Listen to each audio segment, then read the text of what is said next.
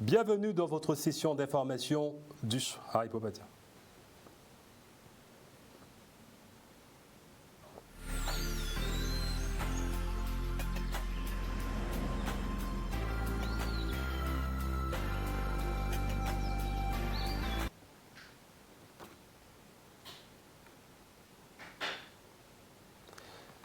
Bienvenue dans votre session d'information du soir. Nous sommes le jeudi 17 décembre 2020. Il est 18h30. C'est l'heure de votre journal d'information régionale et locale. Tout de suite, les titres au sommaire de cette édition. En cette période de la fin d'année, la grogne sociale gagne du terrain. Les agents des impôts se sont mobilisés pour dire non aux projets de fermeture des trésoreries réparties sur le territoire. Même schéma du côté des sablières de Gourbert et Adéhais où la situation semble bloquée. Ce matin, le président de région a inauguré le tunnel de Perrin aux Abîmes. Je vous retrouve tout de suite pour le développement de ce titre. Notre directeur a décidé et a imposé.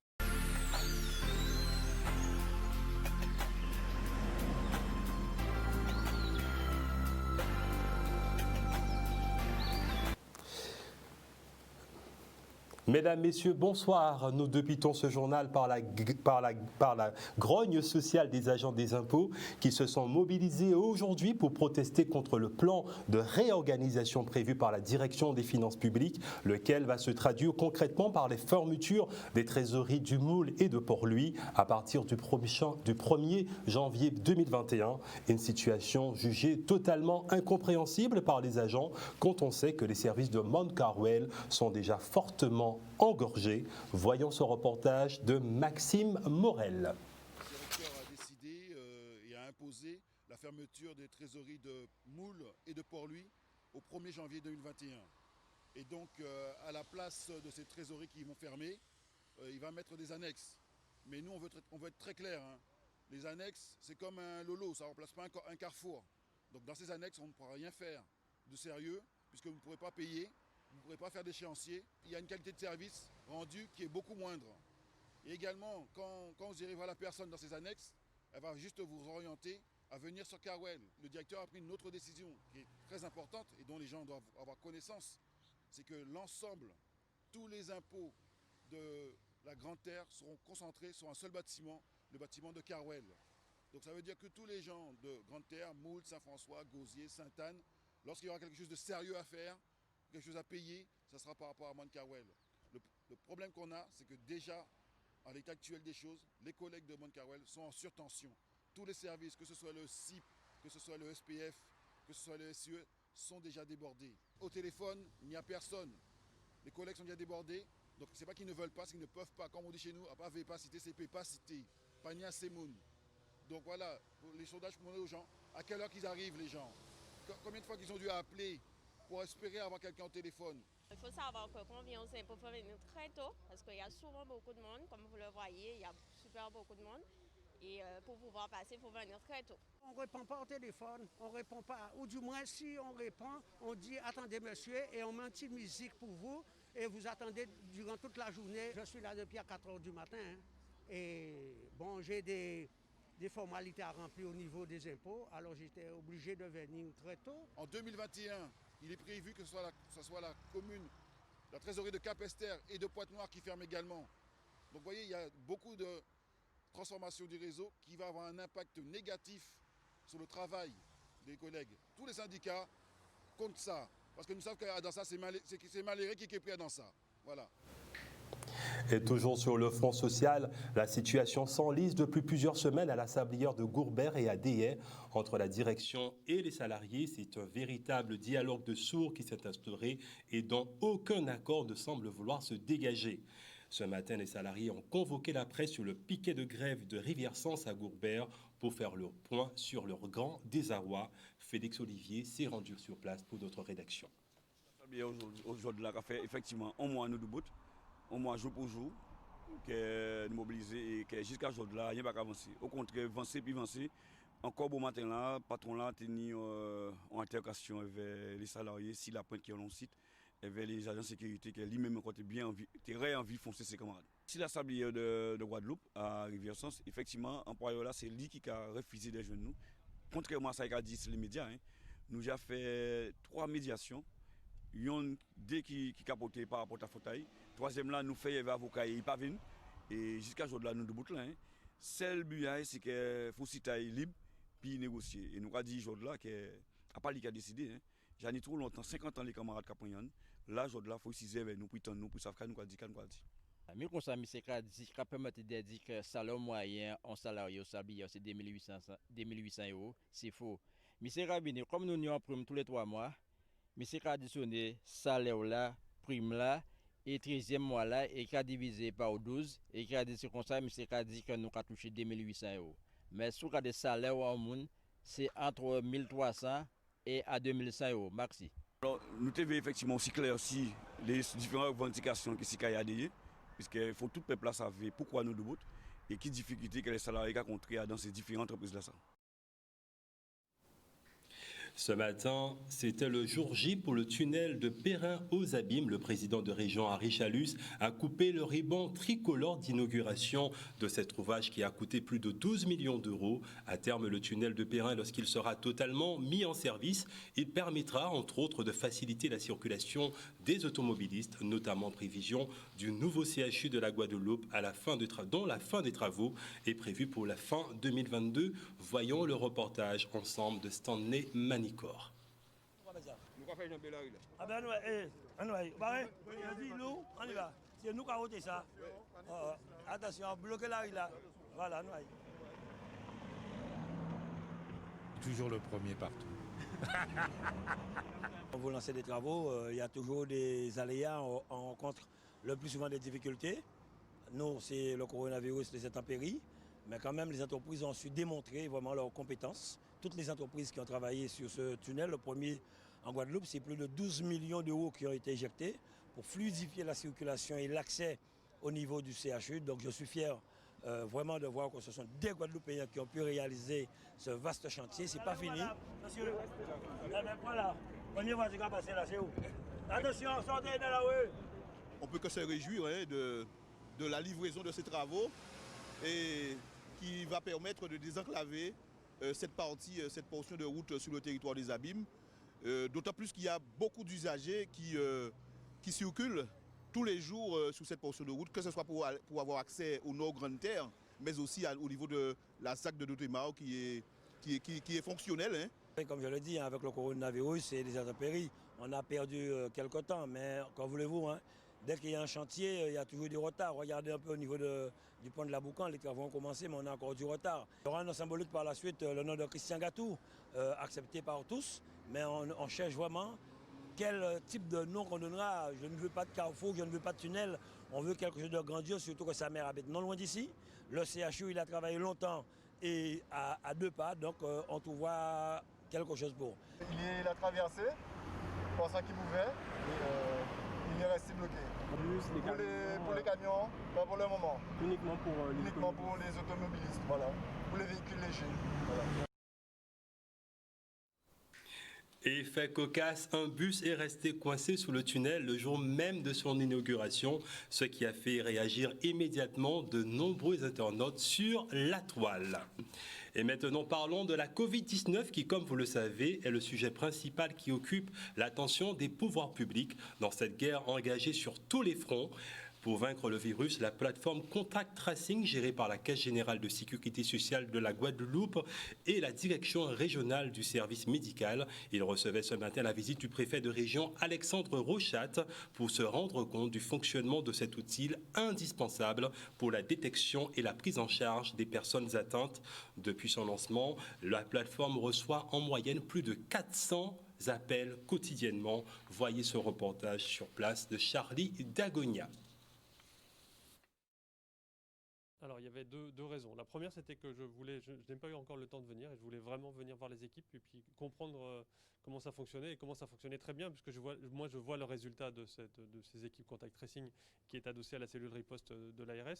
J'en vois les résultats et je voulais voilà, prendre contact avec les équipes pour les remercier et puis comprendre le schéma et puis évoquer avec eux comment est-ce que l'avenir pouvait être fait. Ça, c'est le premier point. Le deuxième point, c'est que ce maillon, il est essentiel dans notre lutte contre la coronavirus ici en Guadeloupe, comme d'ailleurs au niveau national, puisque c'est une reproduction d'une cellule qui existe au niveau national et qui met en œuvre un partenariat très fort, le docteur Lacroix l'a dit tout à l'heure, entre les médecins de ville, les laboratoires, cette cellule ici, qui a un objectif, c'est de tout de suite casser les chaînes de contamination, c'est-à-dire de tout de suite isoler un cas contact positif, prendre contact avec lui en moins de 4 heures pour pouvoir le questionner, comprendre comment il va se mettre lui en isolement et surtout après déterminer quels sont ses cas contacts pour ensuite les contacter le plus vite possible aussi pour, pareil avec eux, les mettre en isolement et les envoyer faire un test pour que cette chaîne de contamination soit arrêtée. Pour nous, l'enjeu, ce sont les mêmes depuis le début de l'opération de tracing, ce qu'on appelle le tracing, c'est-à-dire identifier les personnes contacts aux personnes qui ont été contaminées par la Covid. L'enjeu, il est essentiel, c'est la rapidité. Il faut qu'on aille très vite pour connaître ces personnes, pour les inviter à s'isoler, pour les inviter à marquer les distanciations nécessaires pour éviter la propagation du virus. Alors, le suivi de dossier, c'est qu'on a une équipe, on va dire, expérimentée depuis le mois de mai, qui, dès le matin, saisissent en fait la personne qui est positive, prend contact avec cette personne pour faire avec lui l'enquête des cas contacts. Donc avec leur nom, prénom et puis leur numéro de téléphone. L'avantage qu'on a au niveau de l'assurance maladie, c'est qu'en fait, quand vous êtes affilié à l'assurance maladie, c'est qu'on a les informations, on va dire, qui sont agrémentées automatiquement par notre applicatif. L'issue dans la lutte contre ce virus, c'est bien sûr, tout le monde le sait, les gestes barrières, porter le masque, le lavage des mains, rester très vigilant. La bataille n'est pas gagnée, loin de là. L'issue, elle sera par la vaccination. Donc à partir de l'année prochaine, les pouvoirs publics l'ont annoncé, les campagnes de vaccination commenceront. Elles seront ciblées progressivement pour être étendues à l'ensemble de la population. Des mesures vont être communiquées bientôt pour pouvoir connaître exactement le calendrier et les modalités de ces vaccinations. HEC Paris, l'une des meilleures business schools au monde, propose aux femmes d'acquérir leur indépendance et leur autonomie par l'entrepreneuriat. De nombreuses femmes guadeloupéennes sont inscrites dans ce programme tout digital qui a commencé en septembre dernier à distance. Cette première partie s'est achevée en présentiel, ici même en Guadeloupe. Doter les femmes de compétences clés pour les aider à lever tous les obstacles qui se dressent sur leur chemin, tel est l'un des principaux objectifs poursuivis par cette formation. Maxime Morel, le chanceux, était en immersion auprès de ces femmes entrepreneurs. Le programme HEC Stand Up, c'est un programme à destination des femmes entrepreneurs qui se déroule en plusieurs phases. Donc la première phase est une phase pour les candidates de cette promotion-là digitale qu'elles ont commencé en septembre. Et là, on finit la première étape de la formation avec une formation présentielle. Donc c'est une formation qui est destinée à favoriser l'indépendance et l'autonomie des femmes par l'entrepreneuriat.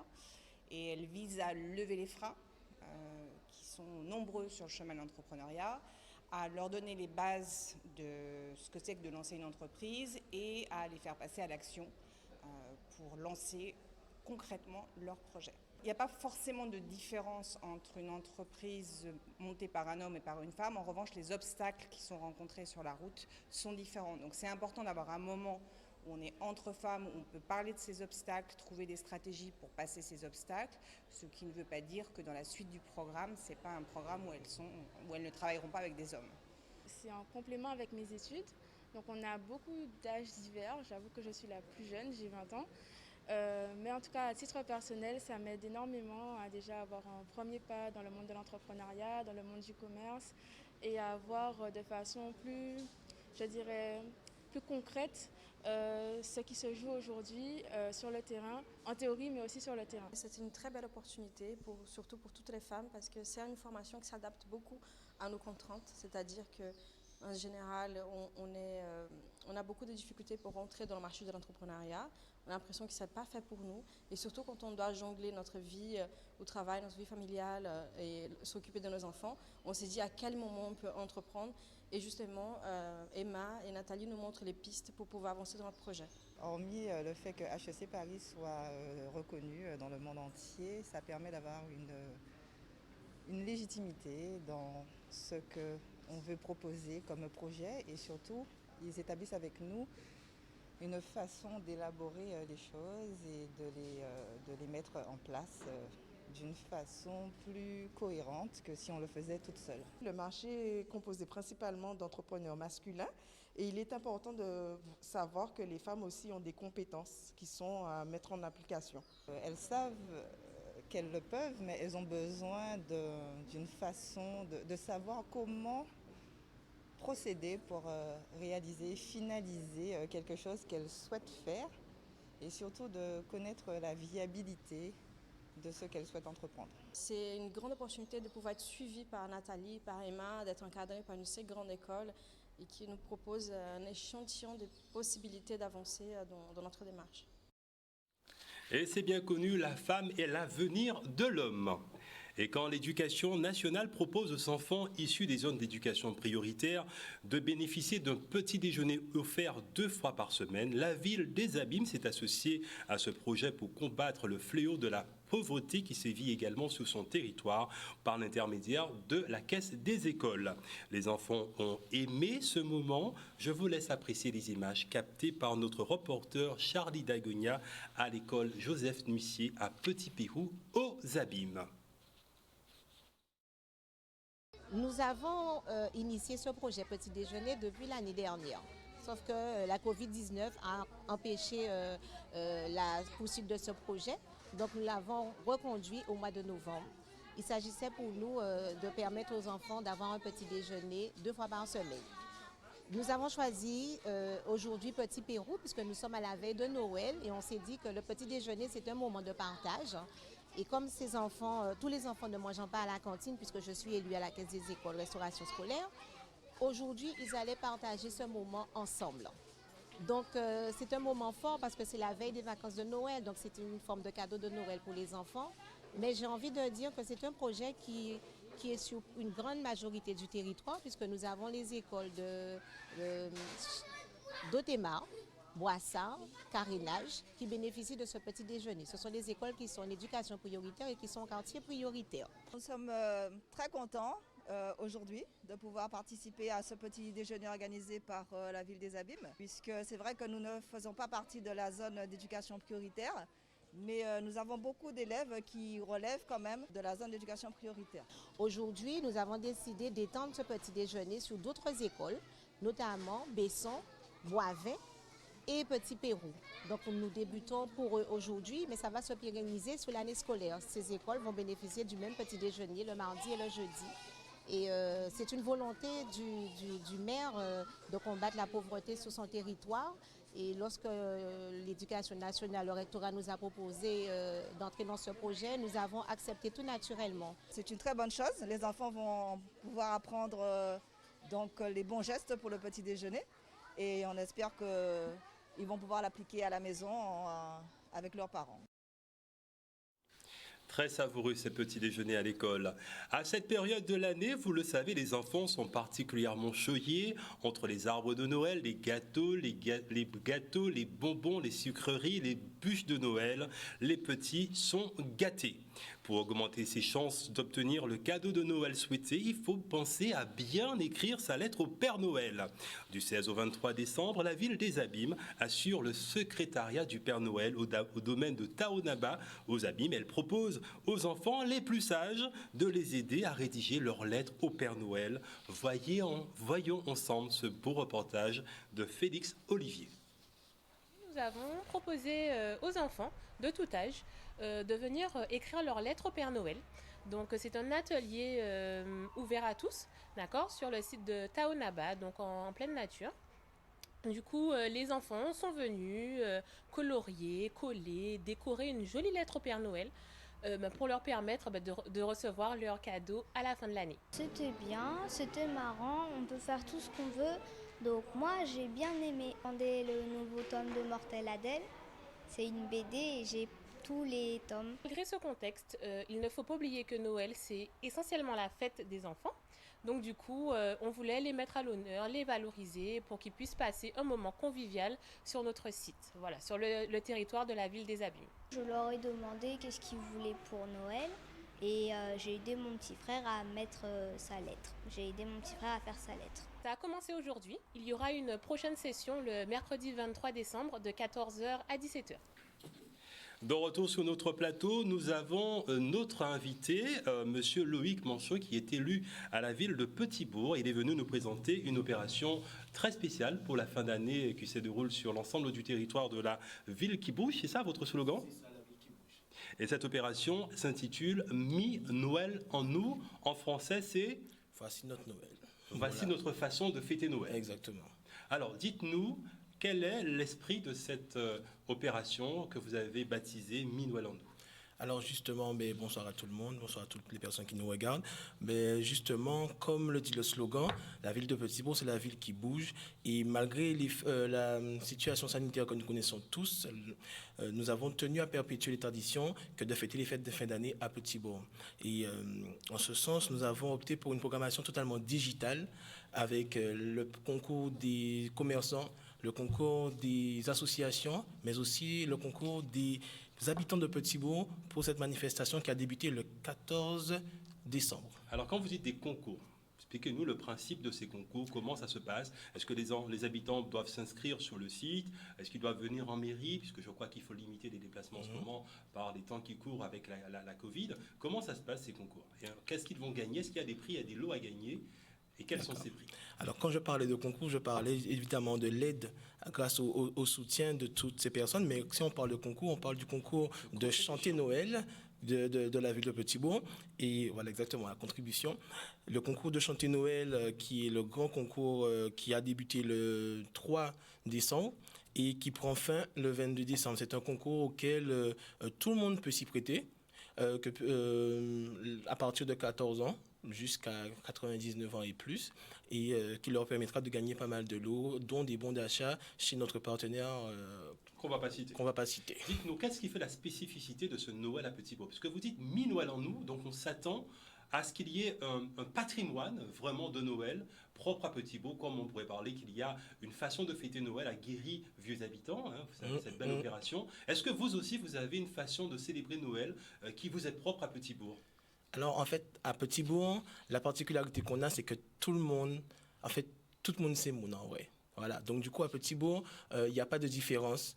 Tout le monde fête Noël ensemble, que nous soyons élus ou pas élus, agents ou commerçants, peu importe. Tout le monde, en fait, est réuni pour fêter Noël ensemble. Et à Petit-Bourg, on a la chance d'avoir chaque année une grande opération Noël au pays de Tibou qui rassemble tout type de personnes à Petit-Bourg pour un grand chantier Noël. Et cette année, malheureusement, à cause du Covid, on n'a pas pu le faire, mais on a tenu à le mettre en digital. En digital, alors, voilà. C'est quoi un Noël en format digital? Je suis curieux de savoir comment peut-on fêter Noël en format digital, c'est-à-dire à distance. C'est tout nouveau, mais c'était faisable et ça l'est maintenant. Donc, fêter Noël en digital, c'est à l'aide de nos supports, de tous les supports de la ville, que ce soit WhatsApp, Facebook, YouTube ou tout autre, et ici aussi Canadis. Donc, en fait, l'idée était vraiment de faire un programme avec pas mal d'animations. C'est-à-dire que par jour, on a une animation digitale où la population de Petit-Bourg pourra se rendre, ou la population de la Guadeloupe plus ouvertement, pourra se rendre pour pouvoir voir ce qui se fait à Petit-Bourg. Donc du coup, je vais quand même vous parler des contes et théâtres. C'est par ça qu'on a commencé. Les contes et théâtres avec les bibliothèques de Petit-Bourg et une association. La minute gustative, donc en fait c'est un live, ce sont des lives, ce sont bien évidemment des lives de quelques minutes avec là où on présente des bûches, la fabrication des bûches, la fabrication des ponches, la fabrication des chocolats, du boudin et du repas traditionnel de Noël. Voilà. Après, on a aussi les ateliers d'art décoratif. Donc, du coup, c'est là où on va, avec des associations de Petit Bourg, bien évidemment, on va apprendre à faire des guirlandes, des compositions florales, mais tout autour de la Noël. Après, on a le jardin. C'est un Noël comme un autre. C'est un Noël comme un autre. Comme on le fait très pour lui, voilà. À Saint-François. Je crois qu'il y a pas différentes façons de fêter Noël en Guadeloupe. C'est simplement à Petit Bourg par rapport à la crise de la Covid, avec la distanciation sociale. Le respect des gestes barrières. Vous avez voulu innover, je pense, en faisant du tout digital, des plateformes tout digitales, votre Noël, pour permettre à la population de ne pas se sentir sans doute en situation d'isolement ou de tristesse, parce que c'est difficile de rester sans fêter Noël. C'est ça, on l'a déjà vu pas mal de fois, et donc du coup c'était l'opportunité pour nous de faire corps avec notre population et de pouvoir fêter ensemble. Et s'il y a pour vous un moment fort, ce serait lequel? Le moment fort, ce serait vraiment les contes de Noël, parce qu'en fait la personne qui présente ces contes est, j'ai envie de dire, formidable, parce qu'en fait elle nous rappelle les temps anciens et le temps moderne. Voilà, exactement. Elle parlait, si je me souviens bien, elle parlait de grève, cochon en grève. Donc en fait, c'était un conte antillais où les cochons faisaient grève parce qu'en fait, ils ne voulaient pas être tués. En fait, ça rappelait vraiment les bons souvenirs quand les parents, ou bien quand on allait regarder Benzo ou les autres, ben, ça rappelait vraiment en fait l'esprit. Alors pour les 10 dernières secondes de cet entretien, pour inviter la population à fêter Noël avec vous à Petit Bourg, parce que vous avez une façon très particulière de la fêter, est-ce que vous pouvez nous faire Michaud Veillet en 10 secondes, en acapella? Qu'on ait un peu l'air festif de la ville. Allez, Michaud Veillet, vous pourrez nous le faire? Oui, bien évidemment, le maire nous a appris à chanter, donc oui. Ah ben, alors, Michaud Veillet, la nuit dans sa chaumière, près du hameau, en garde dans son troupeau. Le ciel brillait d'une vive lumière, qui se mit à chanter, je vois l'étoile du berger. Qui se mit à chanter, je vois l'étoile du berger. Voilà. Merci Monsieur Manchot, vous êtes prêté au jeu. C'est une façon en tout cas de clore cet entretien et d'inviter la population de Petit Bourg et de la Guadeloupe plus généralement à participer à Minoël en nous pendant ces fêtes de fin d'année. C'est ça. Mesdames, Messieurs, quant à nous, c'est la fin de cette édition. Il est 19h. Passé de quelques petites secondes, voire de quelques minutes. Nous vous remercions à nouveau de votre confiance et de votre fidélité. On se retrouve demain pour une nouvelle page d'information à 18h30. D'ici là, portez-vous bien. Bonne soirée.